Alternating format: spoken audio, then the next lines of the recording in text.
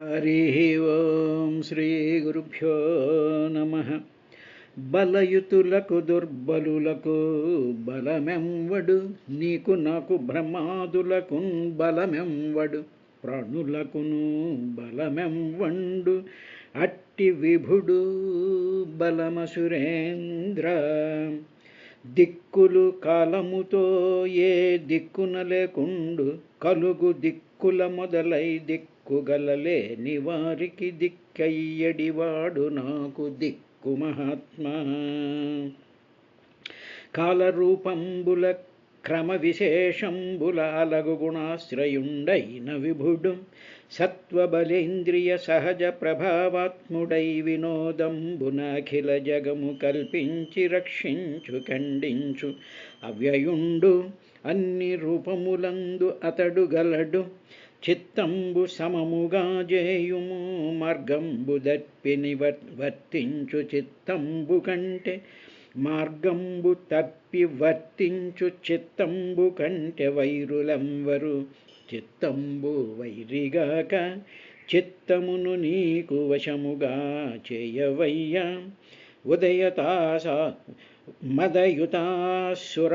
అతురభావంబు మానవయ్య అయ్యని మ్రోల మేలాడరయ్య జనులు. లోకములన్నీయుం గడియలోన జయించిన వాడవు, ఇంద్రియానీకమున్ చిత్తమున్ గెలువనేరవు. నిన్ను నిబద్ధుజేయుని భీకర శత్రులార్వురు ప్రభిన్నుల చేసిన, ప్రాణికోటిలో నీకు విరోధి లేడొకడు నేర్పున చూడుము. దానవేశ్వర పాలింపుము శముషి, ఉన్మూలింపుము కర్మబంధముల, సమదృష్టించాలింపుము సంసారము, కీలింపుము హృదయమందు కేశవ భక్తిన్. కలడంబోధి కలండు గాలి కలడాకాశంబునం కుంభినం కలడగ్నిందిశలపవల్, పగళ్ళ నిశలన్ ఖద్యోత చంద్రాత్మలం కలడొంకారమునం త్రిమూర్తులం త్రిలింగ వ్యక్తులందంతటం కలడీసుండు తండ్రి. వెదుకంగాయలయ్యాయడం ఎందుగలడందులేడని సందేహము వలదు చక్రి సర్వోపగతుండు, ఎందెందు వెదకి చూచిన అందందే గలడు దానవాగ్రణీ వింటే. హరి సర్వాకృతులంగలడంచు ప్రహ్లాదుండు భాషింప, సత్వరుడై ఎందును లేడు లేడని సుతున్ దైత్యుండు తర్జింప. శ్రీ నరసింహకృతి నుండే అచ్యుతుడు నానాజంగమస్థావరోత్కర గర్భంబుల అన్ని దేశముల ఉద్దండ ప్రభావంబునన్. హరి ఓం శ్రీ గురుభ్యో నమ. శ్రీమద్భాగవతం పంచమస్కంధంలో ఏకాదశ అధ్యాయంలో రఘుగణుడికిను జడభరతుడికి జరుగుతూ ఉండేటువంటి ఆ విధానాన్ని, ఆ సంవాదాన్ని చూస్తూ ఉన్నాం. ఇందులో ముఖ్యంగా చెప్పేది ఏమిటంటే మనోవిజయము, మనస్సుని జయించడం, విశిష్టముగా మనస్సును జయించుట అనేటువంటి విషయం మీద ఈ ఏకాదశాధ్యాయం సాగుతూ ఉంటుంది.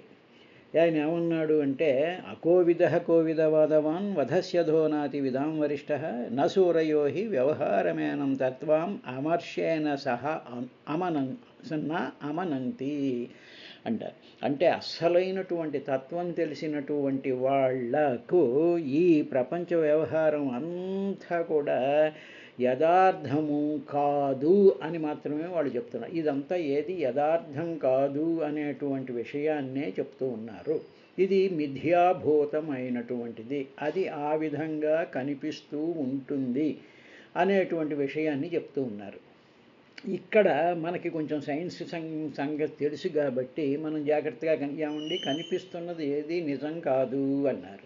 అంటే ఉదాహరణకి మామూలుగా నేను చెప్పుకున్నాం కదా, సముద్రంలో కెరటం లేచింది. ఇప్పుడు ప్రతి మానవుడు, ప్రతి జీవి కూడా అది కెరటము, అది ఎంత ఎత్తుంది, ఇలా ఉంది, అలా ఉంది అనుకుంటూ ఉంటాం కదా. ఇది సహజం కదా, ప్రతి మానవుడు కూడా అనుకుంటూ ఉంటాడు కదా. వాడు శాస్త్రవేత్త అయినా, చదువులేని వాడైనా, పిల్లవాడైనా, ఎవడైనా సరే అది కెరటము అని దానికి ఒక పేరు, దాని రూపం ఇది అనుకుంటూ ఉంటారు. కానీ ఈ ఈ కెరటాన్ని చూస్తూ ఉన్నప్పుడు ఇది సముద్రం యొక్క నీరే అనేటువంటిది చాలా బ్యాక్గ్రౌండ్లోకి వెళ్ళిపోయి కెరటం యొక్క రూపమే మన మనసుని ఆకర్షించేస్తూ ఉంటుంది. ఈ విధంగా మనం సృష్టిలో చూస్తూ ఉండేటువంటి, ఆకాశంలో తలెత్తి చూస్తూ ఉండేటువంటి గ్రహాలు, నక్షత్రాలు, గెలాక్సీలు, బ్రహ్మాండమైనటువంటి ఆకాశం, అదేవిధంగా భూమి దగ్గరికి వచ్చేటప్పటికి భూమిలో ఉండేటువంటి సర్వమస్తమైనటువంటి సముద్రాలు, పర్వతాలు, ఖండాలు, జీవులు, మానవులు, వీళ్ళందరూ కూడా ఎవరు అంటే ఒక బ్రహ్మాండమైనటువంటి వ్యాప్తమైపోయినటువంటి ఒక సామాన్యము అని పేరు కలిగినటువంటి ఒక సముద్రం ఉంది. ఆ సముద్రంలో లేచినటువంటి అలలు, ఆ సముద్రంలో వచ్చినటువంటి పొంగులే ఇవి. ఏమిటి పొంగులు అంటే ఈ నక్షత్రాలు, గ్రహాలు ఇవన్నీ కూడా అవి పొంగులు అన్నమాట. ఆ సముద్రంలో కెరటం ఏ విధంగా వస్తుందో ఆ విధంగా వస్తుంది.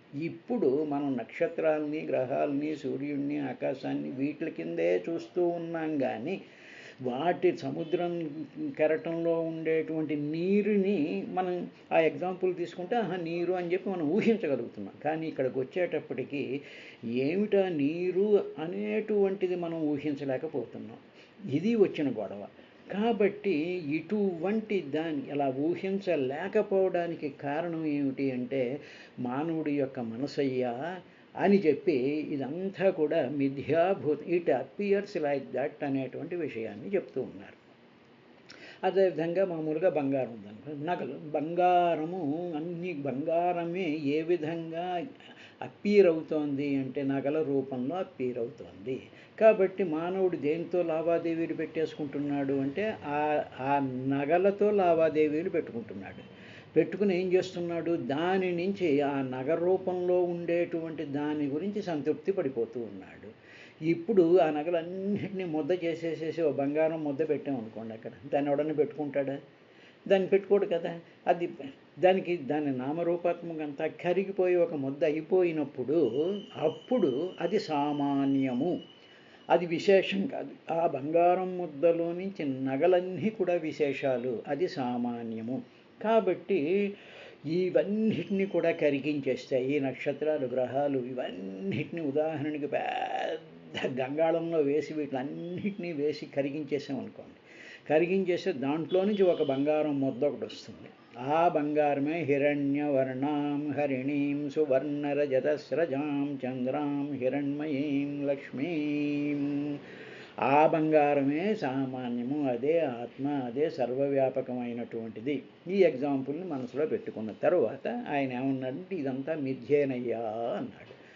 కాబట్టి ఇది మిథ్యాత్మకమైనట్టు. ఏమండి సరే మిథ్యా అనుకుని మేము అలా ఆలోచించుకుంటామండి, దానివల్ల వచ్చేటువంటి లాభం ఏమిటండి అంటే ఎందుకు లేదు లాభం, అదంతా బంగారమే అన్నప్పుడు, అదంతా సముద్రమే అన్నప్పుడు ఆ కెరటాలు అవి చూసేటప్పుడు ఓహో ఇవన్నీ ఇలా జరుగుతూ ఉంటాయన్నమాట అనేటువంటి ఒక యాక్సెప్టెన్స్ ఆఫ్ ది ట్రూత్.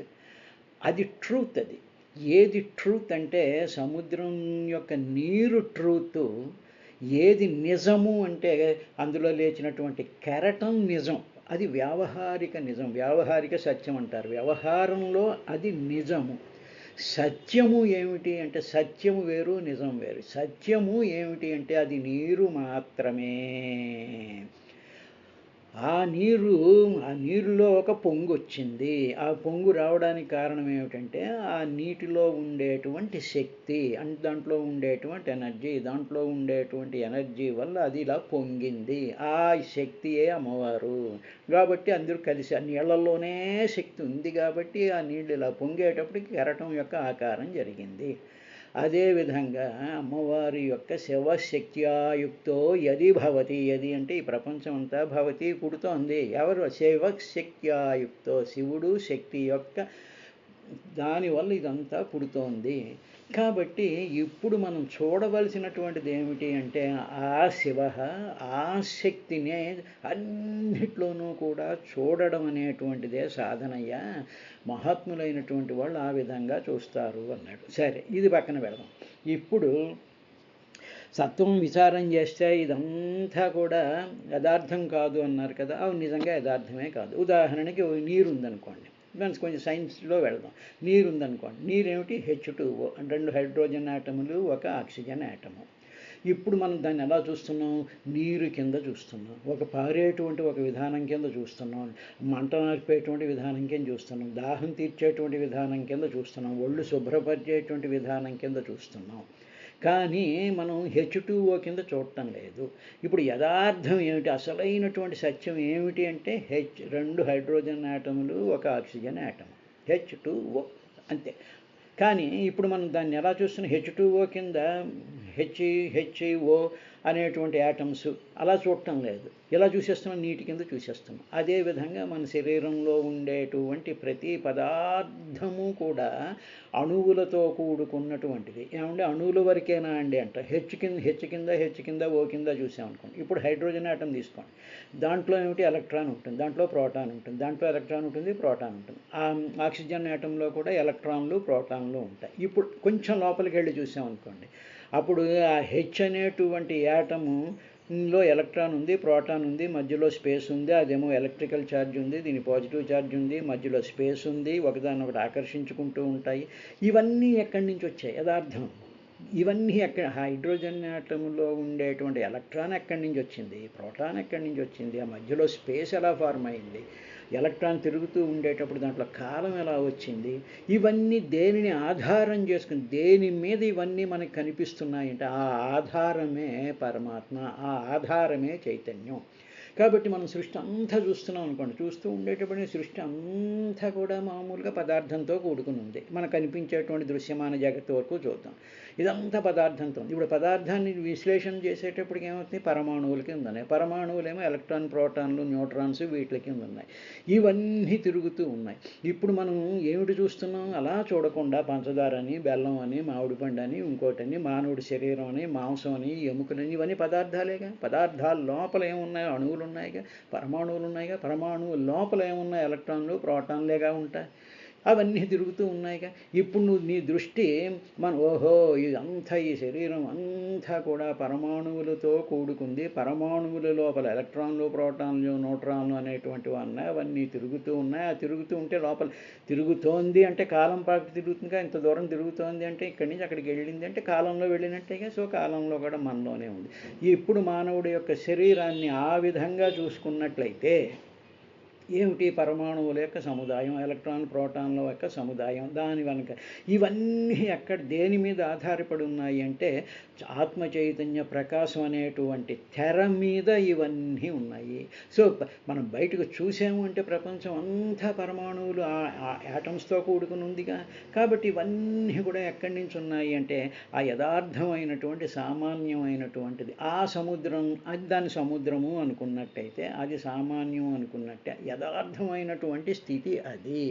ఇప్పుడు సముద్రంలో వచ్చినటువంటి కెరటాన్ని సముద్రపు నీరు అని మనం అనుకోగలుగుతున్నాం కాబట్టి, అదేవిధంగా సమస్తమైనటువంటి జీవుల యొక్క శరీరాలు మనకు కనిపిస్తున్నటువంటి దృశ్యమాన ప్రపంచం అంతా కూడా బ్రహ్మాండమైనటువంటి శక్తి, ఒక ఆధారం మీద ఇవన్నీ కూడా ఉన్నాయి. అందుకనే ఎవ్వని జనించు జగము, ఇవన్నీ ఎక్కడి నుంచి వస్తున్నాయి? ఒక ఆధారభూతమైనటువంటి ఒక పరమాత్మ ఆత్మ చైతన్య ప్రకాశం అంటే ఎనర్జీ, E=mc².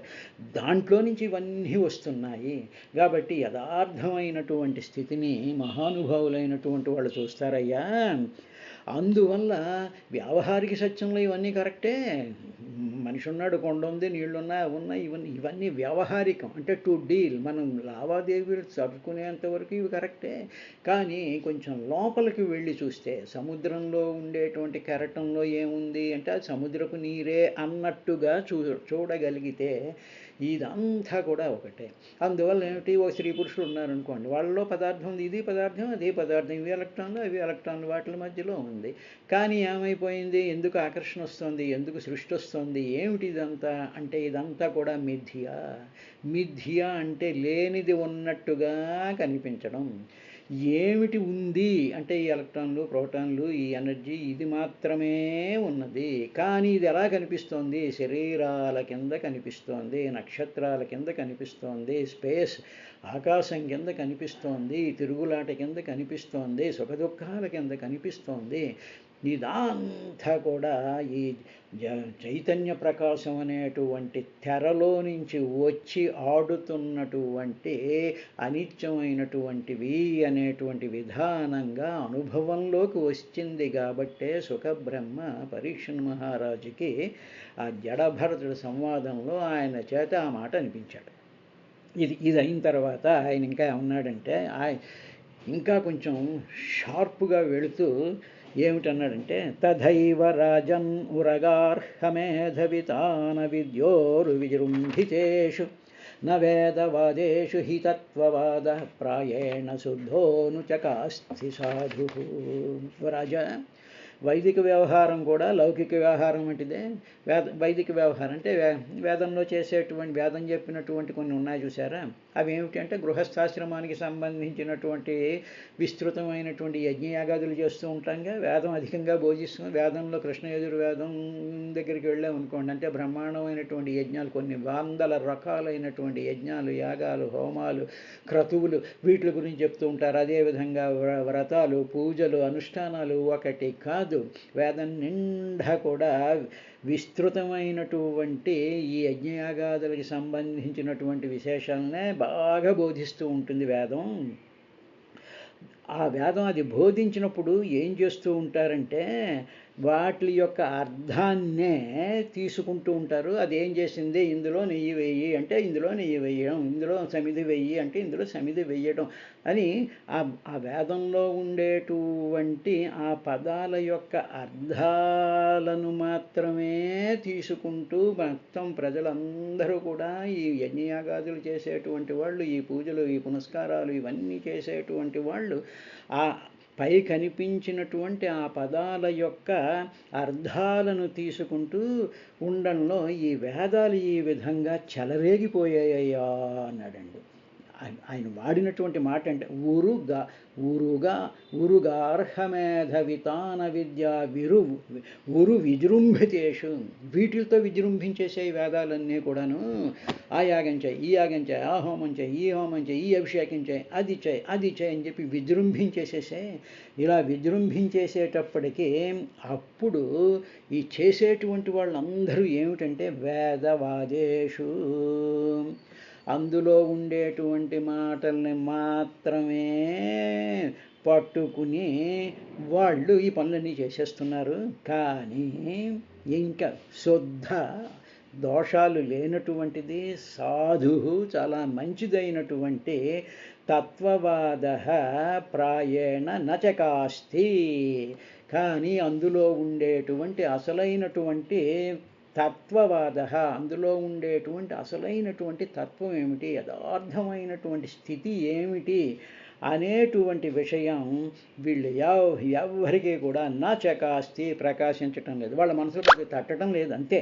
నీళ్లు పోసేయాలి విగ్రహం మీద అంటే నీళ్లు పోసేస్తుంటాం, దానికి మంత్రాలు చదివేస్తుంటాం, ఏదో హోమాలు అంటుండం, పూజలు అంటుండం, పునస్కారాలు అంటున్నాం, అనుష్ఠానాలు అంటుండం, ఇవన్నీ కూడా చేసేస్తూ ఉన్నారు. ఇవన్నీ వేదంలో చెప్పినటువంటివే, గృహస్థాశ్రమ ధర్మాల్లో చెప్పినటువంటివే, అన్ని ధర్మాల్లోనూ కూడా చెయ్యాలి ఇవన్నీ అని చెప్పి వేదం చాలా విజృంభితేషు, చాలా విజృంభించి చెప్పేసింది. కానీ వీటిలన్నిటి వెనకాల ఉండేటువంటి అసలైనటువంటి తత్వం అంటే యథార్థ స్థితి, ఇవి ఎందుకు చెప్పబడ్డాయి, దీని వెనకాల ఉండేటువంటి ప్రయోజనం ఏమిటి, దీని నుంచి మనం ఏమి నేర్చుకోవాలి, దీని నుంచి మనకు వచ్చినటువంటి అసలైనటువంటి ఆత్మప్రకాశ తత్వం యొక్క స్థితి మనకు అర్థమవుతోందా లేదా అనేటువంటిది చకాస్తి, అది ఎవరికి కూడా మనసులో ప్రకాశించటం లేదు. అది ఇది నిశ్చయమయ, ఇట్ ఈజ్ డెఫినెట్ అని చెప్పి జడభరతుడు రఘుగణిక మహారాజుని చెప్పాడు. జడభరతుడు ఎవరండి? సర్వము తెలిసినటువంటి అహం బ్రహ్మాస్మి స్వరూపమైనటువంటి సాక్షాత్తు పరమాత్మ యొక్క అనుగ్రహం చేత పరమాత్మ యొక్క దివ్యమైనటువంటి దర్శనాన్ని చేసి సమస్తమైనటువంటి విజ్ఞానపూరుడైనటువంటి పురుషస్వరూపంతో ఉండేటువంటి వాడన్నటువంటి మాట. కాబట్టి వేదాలు ఈ విధంగా ఉంటున్నాయి, కానీ పరమార్థం యొక్క అసలైనటువంటి తత్వం మాత్రం ఇందులో కనిపించటం లేదు అన్నారు. అనేటప్పటికి మనం అందరం అంటే వేదాల్లో ఏం లేవా అండి పరమార్థార్థం లేదంటే ఉంది, కానీ మనుషులు దేనికి మోహపడిపోతూ ఉంటారు అంటే ఈ ఈ యజ్ఞాలు, ఈ క్రతువులు, ఈ హోమాలు, ఈ పూజలు, ఈ స్పెషల్ పూజలు, అవి చేయడం వల్ల మనకి ఏదో పుణ్యం వస్తుంది, ఏదో కాస్త ప్రయోజనం కలుగుతుంది అని చెప్పి చాలా లౌకికమైనటువంటి అనిత్యమైనటువంటి లాభాల కోసం చేస్తున్నారు. కానీ అసలైనటువంటి లాభం ఏమిటి, అసలైనటువంటి ప్రయోజనం ఏమిటి అనేటువంటిది ఎవరికి కూడా నచకాస్తి ప్రకాశించడం లేదు, వెలగటం లేదు, మైండ్లో వెలగటం లేదు. ఇవి చేసేసాం అంత చాలా గొప్పగా ఓహో సంతృప్తి అయిపోయింది. ఏమిటి వచ్చింది నీకు ఏదైనా సుఖం వచ్చిందా, అనంతమైనటువంటి సుఖం వచ్చిందా? మరి ఇది కూడా ఈ వేదంలో చెప్పినటువంటివన్నీ ఉరుగార్హ అశ్వమేధాది యాగాలు ఇవన్నీ కూడా గృహస్థాశ్రమానికి సంబంధించినటువంటివి, అనేక రకాలైనటువంటివన్నీ కూడా విజృంభించబడి వేదంలో చెప్పారయ్యా. కానీ అసలైనటువంటి యథార్థమైనటువంటి సత్యాన్ని చెప్పలేదు. ఉదాహరణ అతి సింపుల్ ఎగ్జాంపుల్ మామూలుగా ఉందనుకోండి. ఏం చేస్తూ ఉంటారంటే సూర్యోదయం అయిందండి అంట అనగానే వెంటనే శుభ్రంగా బ్రహ్మముహూర్తంలో స్నానాలు చేసేసేసి హాగా విభూతి పట్లు పెట్టేసి పంచెలు కట్టేసేసి సూర్యోదయం అవుతున్నప్పుడు ఓహో సంకల్పం చెప్పేసేసి ఇవి చేసేస్తూ ఉంటాం. ఏదో సంధ్యావందనం ఇదని పూజలు పునస్కారాలు దీపాలు పూజలు ఇవన్నీ చేసేస్తూ ఉంటాం. ఏమంటే సూర్యోదయం ఉందా అండి, సూర్యుడు ఉదయించాడా? ఒక్కసారి ఆలోచిద్దాం. సత్యం ఏమిటి? సూర్యుడు ఉదయించడం, సూర్యుడు ఉదయించకపోవడం అనేటువంటిది లేదు. సూర్యుడు ఎప్పుడూ అక్కడే ఉన్నాడు సూర్యుడు. కానీ అనేక ఉదయాస్తమయాలు ఏ విధంగా ఎందువల్ల కనిపిస్తున్నాయంటే భూమి తిరుగుతూ ఉండడం వల్ల, సూర్యుడు ఎదురుగా భూమి తిరుగుతూ ఉండడం వల్ల సూర్యుడు ఉదయించాడు అనుకుని అబద్ధం అనుకుంటా, అది సత్యం కాదు కదా. సూర్యోదయం అనేటువంటిది నిజం ఎప్పుడు నువ్వు భూమి మీద ఉన్నప్పుడు. నువ్వు భూమిని వదిలేసేసి సూర్యుడికి భూమికి మధ్యలో నిలబడి ఉన్నావు అనుకో, అప్పుడు సూర్యోదయం ఉంటుందా? ఉండదు కదా. అంటే ఏమిటి సత్యం ఏమిటన్నమాట? ఆకాశంలో స్పేసులో సూర్యుడు భూమి నుంచి 9 కోట్ల మైళ్ళ దూరంలో ఆ సూర్యుడు అలాగే నిత్యం అలా వెలుగుతూనే ఉంటాడు, తాను నెమ్మదిగా మూవ్ అవుతూ ఉంటాడు. దానికి దూరంగా 9 కోట్ల మైళ్ళ దూరంలో భూమి తిరుగుతూ ఉన్నప్పుడు భూమి మీద ఉండేటువంటి గృహస్థులందరూ కూడా మంచి పంచులు కట్టేసేసి విభూతి పట్లు పెట్టేసేసి అవి పెట్టేసేసి ఇవి పెట్టేసేసి ఓహో సంధ్యావందనం చేసేస్తున్నాం సూర్యోదయం అంటే. ఇది నిజం. ఈ సంధ్యావందనం నుంచి భూమి మీద నువ్వు ఉన్నావు కాబట్టి, భూమి మీద నువ్వు ఆ ధర్మాన్ని ఆచరించాలి కాబట్టి, ఆ సంధ్యావందనంలో చెప్పబడినటువంటి మంత్రంలో ఉండేటువంటి అర్థం, భావం, పరమార్థం అది నీకు ఆనందాన్ని ఇస్తోంది కాబట్టి దాని మీద దృష్టి పెట్టుకుని నీవు సంధ్యావందనం చేయాలి తప్ప సూర్యోదయం అయింది అనేటువంటి, సూర్యోదయం అవ్వడం లేకపోవడం అనేటువంటిది ఉండదు. ఇది వ్యావహారిక సత్యము అంటారు. అదే రాత్రి సూర్యాస్తమయం కూడా అదే. కాబట్టి ఈ విధంగా వేదం చెప్పిందయ్యా. ఈ విధంగా చెప్పింది వేదం. ఇవే నిజం అనుకుని, ఇవే సత్యం అనుకుని, ఇవి సత్యాలు కావు, ఇవి నిజాలు మాత్రమే. సత్యం మాత్రం నిశ్చలమైనటువంటి సూర్యుడికి ఉదయాస్తమయాలు ఉండవు. అదేవిధంగా పరమాత్మకి జనన మరణాలు ఉండవు, పరమాత్మకి రాగద్వేషాలు ఉండవు, పరమాత్మకి రాత్రి పగలు అనేటువంటిది ఉండదు.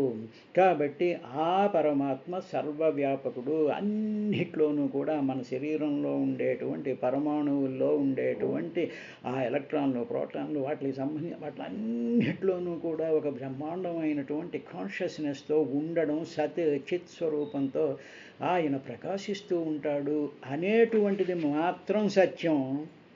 మిగతావన్నీ అసత్యాలు, మిగతావన్నీ మిథ్యాభూతములు అంటారు. లేనివి ఉన్నట్టుగా కనిపించడం, ఉన్నది అదే. అందువల్ల ఇందుగలడు అందులేడని సందేహము వలదు చక్రి సర్వోపగతం ఎందెందు వెదకి చూచినా.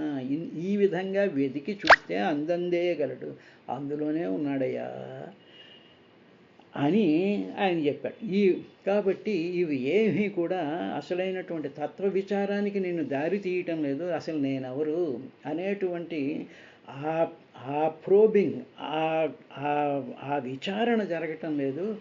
అది జరగాలి. అది జరగకుండా ఈ విధంగా జరుగుతోంది అని చెప్తూ మూడో శ్లోకంలో నతస్య తత్వగ్రహణాయ సాక్షాత్వరీయసీరపి వాచ సమాసం స్వప్నే నిరుక్త్యా గృహమేధి సౌఖ్యం నయస్య హేయానుమితం స్వయం స్యాత్. పరిషత్తు ఒక వ్యక్తి కల్లో ఉంటాడు, కలకన్నాడు, కల్లో సుఖం అనుభవించాడు. కానీ అది అనిత్యమైన అనుభవమే కదా. మర్నాడు పొద్దున్న లేవగానే సుఖం ఉండేవాడికి కల్లో అనుభవించినట్టు సుఖం ఉందా? కల్లో ఏదో బ్రహ్మాండమైనటువంటి కారు డ్రైవ్ చేసేసాడు, బ్రహ్మాండమైనటువంటి భోజనాలు తినేసాడు, అవన్నీ చేసేసాడు. మేల్కోగానే ఏమైంది? అది సుఖమైతే నీకు కంటిన్యూస్గా ఉండాలి కదా. ఆ అనుభవాన్ని విశ్లేషించుకోవాలి. ఓహో, కలలో ఉండేటువంటి సుఖాలు అనిత్యాలు. అదే గృహస్థాశ్రమంలో చేసేటువంటి ఈ పూజలు, పునస్కారాలు, యజ్ఞాలు, హోమాలు, క్రతువులు, తర్వాత అనుష్ఠానాలు, ఇవన్నీ కూడా వాటి వల్ల కలిగేటువంటి సుఖం కూడా అనిత్యమే. You must recognise that. అది కూడా అనిత్యమే అనేటువంటి విషయాన్ని విడిచిపెట్ట తగదది. వ్యక్తి తనంత తాను గొప్ప నిశ్చయించుకుని వేదాంత వచనములే గొప్పవి కానీ అట్టి వ్యక్తి సాక్షాత్తుగా ఆ వచనాన్ని బట్టి తన యథార్థ రూపాన్ని, స్వరూపాన్ని తెలుసుకోలేకపోతున్నాడయ్యా అన్నాడు. రేపటి కార్యక్రమంలోకి ఏం చెప్పాడు అనేటువంటి విశేషాన్ని చూద్దాం.